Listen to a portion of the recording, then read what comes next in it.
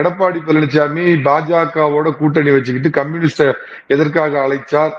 ஒரு பெரிய கட்சி வரப்போகுது அப்படின்னு சொல்லி சொன்னார், விடுதலை சிறுத்தைகளை அழைச்சார் அப்படின்னா அந்த நேரத்துல அது ஒரு அரசியல் ராஜதந்திரம். பாஜக தரப்பிலிருந்து சில அழுத்தங்கள் வந்தது.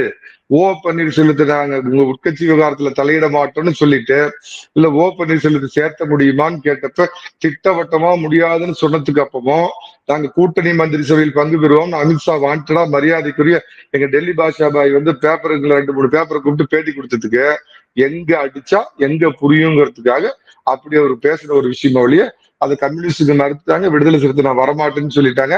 அது அதோட முற்று பெற்றது, முடிஞ்சது.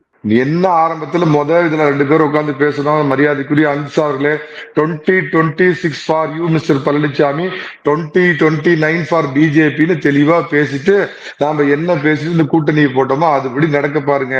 அதை விட்டுட்டு அதிமுகவோட உட்கட்சி விவகாரங்களை தலையிட்டீங்கன்னா நான் மறுபரிசீலனை செய்ய வேண்டியது வரும். அப்படிங்கிறதுக்காக தான் கம்யூனிஸ்டவா விடுதலை சிறுத்தைய வா அப்படின்னு கூப்பிட்டா அரசியல் உள்ளவங்களுக்கு ஒருத்தர் சாட ஒருத்தருக்கு புரியும். அந்த அடிப்படையில் அதை கூப்பிட்டாருன்னு சொன்னேன்.